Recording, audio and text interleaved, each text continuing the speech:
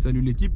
Donc là on se retrouve, comme vous avez pu voir dans le dernier des Golf 7 de 2019 Airline. Donc c'est encore une fois un bon gros TDI, hein. Mais bon, on reste dans le 2 litres TDI. On n'est pas sur le 1,6 litre. Donc on a quasiment le même, à peu de choses près, le bloc du GTD. Donc là on est sur le 2 litres 150 pardon. C'est la nouvelle phase. Donc ce qu'on peut retrouver sur celui-ci, déjà en termes extérieurs, ouais, on va pas passer par là, on va passer par là. Petit Golf R. Alors, vous avez bien vu, c'est le pack Airline. Je suis un peu loin. C'est le pack Airline. Donc, bah, y a les diffuseurs, il y a les pare-chocs, il y a les feux. Tout est assez spécifique, hein. On peut pas passer à côté. Donc, c'est un beau bleu nuit. C'est pas. C'est un joli bleu nuit. C'est un joli bleu nuit. Par contre, ce qui est assez spécial, c'est les jantes. Les jantes, c'est des Airline, mais elles me paraissent basiques. Donc bon, voilà. Ensuite, on va parler des options. On va parler un petit peu d'options sur celui-ci. Donc c'est quasiment le full option, étant donné qu'on est sur un beau Airline.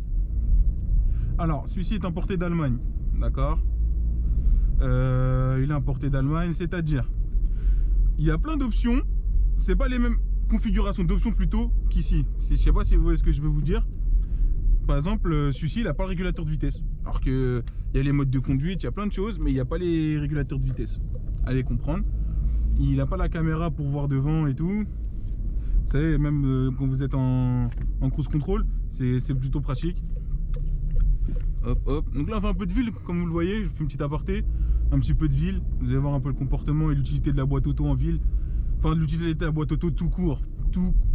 Alors bon, du coup, bah, on a le virtual cockpit.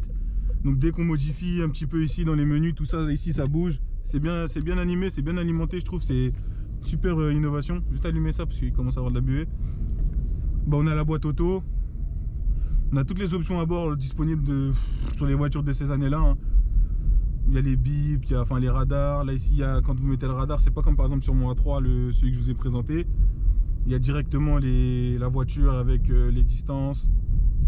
Super bien optionné. Donc, je vous disais boîte auto. Même le frein de parc il est automatique. Non, il y a pas mal de choses. Après bon, franchement, à partir du Golf 5 au Golf 7, il n'y a pas beaucoup de sons qui changent, à part comme je vous ai dit le virtual cockpit. C'est quasiment la même chose ici. La console elle reste pratiquement identique. Par contre, c'est vrai que c'est bien travaillé. C'est un beau laqué noir. Les feux, bon bah voilà, par exemple, vous avez vu, c'est très simple. Au niveau des feux, il n'y a pas grand chose. C'est épuré, je trouve qu'il est très épuré. Il est simple, il est efficace, il est sobre, il est dynamique. Je vous promets, franchement, c'est un daily cher, mais c'est un super daily. Bon voilà, c'est des choses qu'on constate, hein. Il y a la clim bizone. Par exemple, dans celle-ci, dans la boîte à gants, vous avez les chargeurs CD, les 2 cartes SD, vous avez pas mal de petits trucs. Non, franchement, les cartes mémoire, le GPS intégré, franchement, il fait le taf vraiment, genre, oh là là. Ou alors, si j'appuie sur nav, boum, il apparaît là, il n'appuierait plus ici. Et là, on a les trucs de la voiture. Franchement, c'est bien foutu, hein. Il y a plein de choses, audio. Franchement, le Clio 5 a le même menu quasiment. Données de conduite. Voilà, front assist. Après, alors attendez, app. Ah bon, voilà, j'ai pas de téléphone connecté. Je peux pas connecter mon téléphone. Parce que ça, c'est pas mon véhicule. Après, c'est pas un toute option. Moi, j'aime pas les gens qui disent que c'est un full op alors qu'il manque des options. J'avoue, avant j'étais un peu comme ça. Surtout les gens du bon coin, souvent quand vous cherchez un véhicule, ouais, toute option. Après, vous avez dans la description, sauf ouvrant, sauf cuir, sauf ceci, sauf cela. Enfin, il manque plein de choses. Alors que là, moi je vous le dis, c'est quasiment un full option. Mais c'est pas un full option, voilà. C'est pas un full option. Il n'y a pas le taux ouvrant. C'est pas un cuir Alcantara, c'est un Alcantara de tissu. Là, ici, c'est pas du cuir. Mais sinon, franchement, pas mal. Pas mal du tout, du tout, du tout. Volkswagen, ils ont frappé fort avec le Golf 7. Personnellement, après ça reste mon personnel et mon fort intérieur, chez Volkswagen, pour moi, hein, les tops des Golf, on fait Golf 4, Golf 4, Golf 5 et Golf 7. Pour moi, le Golf 6, il n'est pas réussi du tout.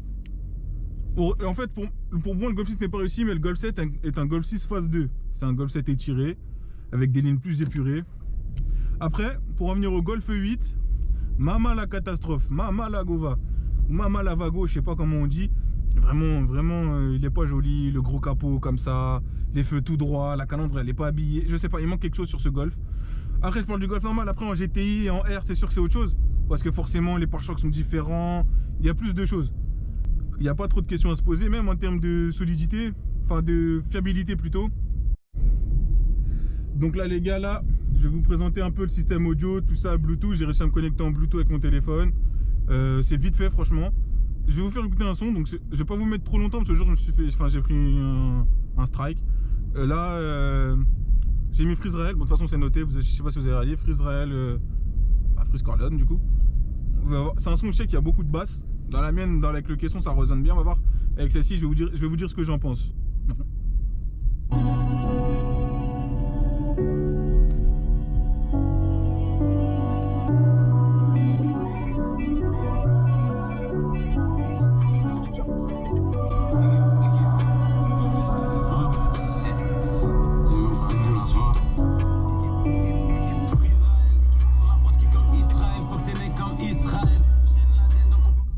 Non, franchement, il débite le son. Hein. La qualité du son, elle est claire, elle est limpide. Je vais vous expliquer un peu le but de cette chaîne.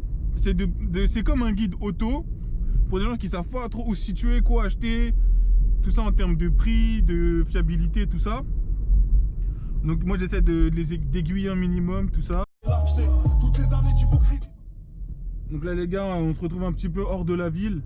On va essayer de... Je vais vous montrer un peu les consos, les différentes consos. Donc pour l'instant... En ville, en étant raisonnable, on tourne entre 5 et 7 litres. Après, en termes de fiabilité, de confort de conduite, tout ça, franchement, bah, CRSJ Volkswagen, c'est top. L'agrément de conduite est génial. C'est pas trop aseptisé. L'accélération, même en mode drive, regardez, on la sent bien. Après, tout ce qui est suspension, le freinage, il mord bien. La suspension, elle absorbe bien. Après, attention, c'est une voiture avec moins de 30 000 km, toute neuve. Donc voilà. C'est une voiture toute neuve, d'ailleurs elle est en vente les mecs. Donc je vous mettrai le lien de l'annonce en description. Maintenant c'est un 2 litres 150. Donc c'est les phases d'après des 2 litres 140 CR. Oula, comme sur la mon A3. D'accord. Donc alors il y a 10 chevaux de plus, mais ils sont plus aseptisés en termes de ressenti de vitesse. Après c'est pas des foudres de guerre hein. Ils sont un peu plus aseptisés en termes de ressenti. En termes de fiabilité, le 2 litres 150 est moins fiable que le 2 litres 140. Il y a plus de merde électronique et de merde mécanique aussi sur des petites pièces. Faudra faire attention. Après c'est sur ces années-là, vu qu'ils sont encore garantis, tout ça. Et pour ma part, je trouve pas qu'on ait assez de recul pour savoir ce que ça vaut. D'accord. Contrairement aux autres, on a des années, des dizaines d'années maintenant, une dizaine d'années plutôt. Ceux-là, ils ont déjà des petites merdes. Pour l'instant, ils sont encore sous garantie, tout ça, donc ça va. Donc franchement, il y a de quoi se faire plaisir sur l'autoroute raisonnablement, sans trop de consommation, et de quoi je dirais pas traîner en ville, mais rouler en ville, parce que c'est, encore une fois, c'est un diesel, c'est pas fait pour rouler en ville les mecs. Ça roule en ville, je suis d'accord, c'est une boîte auto, c'est super, c'est agréable, mais les gars, pour le maintien et préserver le bon fonctionnement de votre 2 litres diesel TDI, franchement, évitez la ville au maximum, ou essayez de maintenir des rapports à minimum 2000 tours, parce que vraiment c'est des moteurs qui s'encrassent. Surtout maintenant, il y a des doubles FAP, il y a plein de choses qui s'agrémentent de plus en plus avec la nouvelle norme européenne, les Euro 6, Euro 7. Je crois qu'on est même à l'Euro 8 si je dis pas de bêtises. Mais dites-moi dans les commentaires si je dis une bêtise. C'est pour ça que les moteurs sont de plus en plus petits, avec des puissances soit plus grandes, soit les mêmes. Vous avez vu maintenant, avec d'un litre 2, on arrive à sortir 110, 120 chevaux d'origine. Je trouve ça très léger, mais c'est comme ça. En termes d'assurance là-dessus, vous êtes jeune conducteur, ça va être très dur de s'assurer, voire même impossible. Après, le 2 litres, ça dépend de certains de vos assureurs. Moi, je sais que la mienne, celle-ci, si je l'assure à mon nom, elle s'assure. Mais encore une fois, j'ai de l'expérience de conduite et j'ai de l'ancienneté d'assurance. Mais si demain, vous avez 18 ans, vous avez 3 mois de permis, vous voulez acheter ça comme première voiture, réfléchissez bien pour l'assurance. Ce qui risque de se passer, c'est qu'ils refusent de vous assurer parce que le véhicule est super récent, faut dire ce qui est, c'est un véhicule très récent, il a même moins de 2 ans, c'est un 2019, ça a quand même 150 chevaux maintenant. En général, il dépasse très rarement les plus de 110 chevaux pour les moins de 3 ans de permis. Donc moi, ce que je vous conseille, si vos parents sont assez cool et tout, assurez-vous à leur nom. ou alors en second conducteur pour essayer d'accumuler des points et de payer ni trop cher ni pas au prix de vos parents. Autoroute, on tourne à 4, 5 litres max. Vraiment, au plus gros, on tourne à 4 ou 5 litres. Voilà, donc j'espère que ça vous aura aidé à choisir, à vous déterminer si vous voudriez un Golf 7 neuf. Après, en termes de prix, vous pouvez avoir un Golf 7 GTI pour ce prix-là. Ce sera un phase 1 des années 2014-2015 avec plus ou moins 5000 km. Après, pour 12-13 000 euros, pour avoir un Golf 7 1.6 litre TDI banal, c'est très simple, franchement très simple. Après, si vous avez un peu de chance, vous pouvez trouver les phases 2 avec l'écran. Mais vraiment, ça reste, voilà. Ça dépend, c'est à vous de voir, selon vos moyens, vos budgets. Je vous dis à la prochaine.